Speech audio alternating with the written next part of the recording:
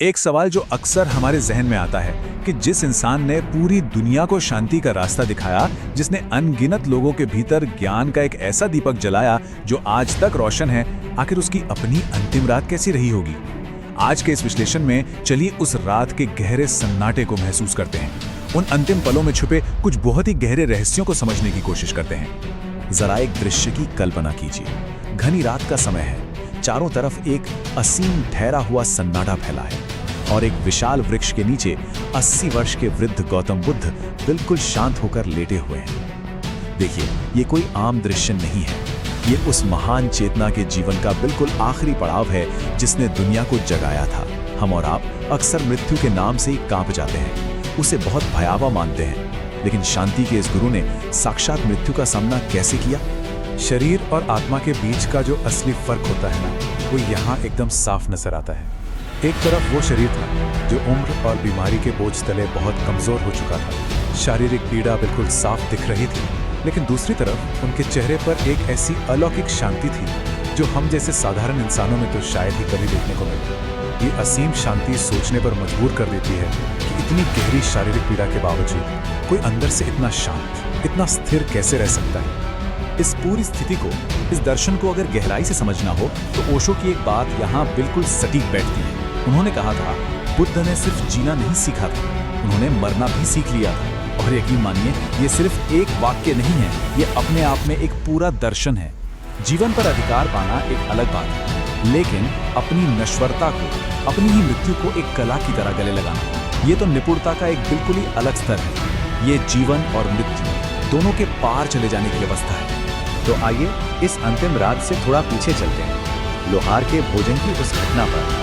उस परम शांति वाली रात तक पहुंचने से पहले कुछ ऐसा हुआ जिसने इस पूरे घटनाक्रम को आकार दिया। दरअसल अपनी इस अंतिम यात्रा के दौरान एक लोहार ने उन्हें बहुत ही प्रेम से भोजन कराया था, लेकिन उस भोजन को करने के कुछ ही समय बाद बुद्ध का शरीर अचानक बीमार पड़ने लगा। अब जाहिर सी बात है, शिष्यों में एक भयानक डर और घबराहट बैठ गई। उन्हें लगा कि शायद इसी लोहार के भोजन की वजह से उनकी ये हालत हुई है और यही भोजन उनकी मृत्यु का कारण बनने वाला है। पूरे माहौल में एक अजीब सी बेचैनी और गहरा अपराधबोध फैल गया था। लेकिन चारों ओर फैली इस अफरा तफरी और घबराहट के बीच बुद्ध की प्रतिक्रिया क्या थी?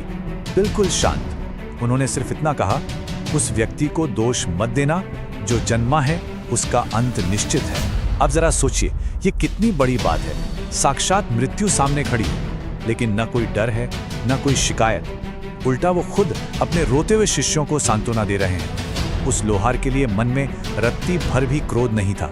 यहीं से हमें देखने को मिलती है मृत्यु की एक बेहद प्रेमपूर्ण स्वीकृति। यह एक बहुत ही गहरा मनोवैज्ञानिक अंतर उभर कर आता है। ओशो कहते हैं कि एक साधारण इंसान हमेशा अपनी मृत्यु से लड़ता है, उसे किसी भी तरह टालना चाहता है, पूरी जिंदगी बस उससे डरता रहता है ना? लेकिन बुद्ध ने इसके ठीक विपरीत किया। उन्होंने मृत्यु को कोई दुश्मन नहीं माना, उन्होंने मृत्यु को भी उतने ही असीम प्रेम के साथ स्वीकार किया जितने प्रेम से उन्होंने जीवन को जिया था। धीरे धीरे रात और गहरी होने लगी। ऐसा लग रहा था मानो खुद प्रकृति भी इस महान विदाई की साक्षी बन रही थी। हवा अचानक जैसे थम सी गई थी, पेड़ों के पत्ते भी पूरी तरह से मौन हो गए थे। एक ऐसा भारी सन्नाटा जहां शिष्य बस रो रहे थे, अंदर से पूरी तरह टूट चुके थे और असहाय होकर अपने गुरु को उस सन्नाटे में धीरे धीरे विलीन होते हुए देख रहे थे। और उसी गहरे सन्नाटे के बीच बुद्ध का अंतिम संदेश गूंजता है, स्वयं अपने दीपक बनो। अपने उन रोते हुए बिलखते शिष्यों की आंखों में देखकर उन्होंने मानवता के लिए अपना सबसे आखिरी और शाश्वत संदेश दिया, अप दीपो भवा, यानी स्वयं अपने दीपक बनो। इन शब्दों का वजन बहुत बहुत गहरा है। ध्यान दीजिए, उन्होंने किसी को अपना उत्तराधिकारी नहीं बनाया, कोई नई संस्था नहीं बनाई और न ही ये कहा कि अब तुम्हें मुझ पर निर्भर रहना है। उन्होंने बस ये परम सत्य बताया कि हर इंसान का प्रकाश उसके अपने ही भीतर मौजूद है। इसका सीधा सा अर्थ ये था कि परम सत्य या असली ज्ञान आपको बाहर कहीं नहीं मिलेगा। न तो ये किसी मंदिर की दीवारों में कैद है, न किसी पवित्र किताब के पन्नों में लिखा है और न ही किसी गुरु या व्यक्ति के पास है। सच्ची जागृति कभी बाहर से उधार नहीं ली जा सकती। इंसान को स्वयं अपने भीतर जागना ही पड़ता है, अपना रास्ता खुद खोजना पड़ता है। और फिर शुरू होता है एक दीपक का शांत होना। यह अद्भुत शाश्वत संदेश देने के बाद बुद्ध ने बहुत ही शांति से अपनी आंखें बंद कर ली। कोई छटपटाहट नहीं, कोई संघर्ष नहीं, सांसें एकदम शांत होने लगी। और पता है सबसे खास बात क्या थी?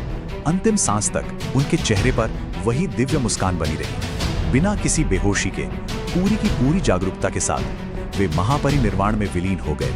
एक ऐसी परम अवस्था जहां सब कुछ ठहर जाता है, जहां जन्म और मरण का कोई चक्र ही नहीं बचता। यह दृश्य अपने आप में इतना शक्तिशाली है कि बस इसकी कल्पना करने भर से ही हमारे भीतर एक अजीब सी शांति भर जाती है। ये पूरा दृश्य ओशो की उस बात को 100% सच साबित कर देता है। सिर्फ वही व्यक्ति शांतिपूर्वक मर सकता है जिसने सच में जीना सीख लिया हो। देखिए, अगर हमारे जीवन में कोई अधूरापन है, कोई लालच या कोई गहरा लगाव छूट गया है, तो मृत्यु के समय एक भयंकर संघर्ष होगा।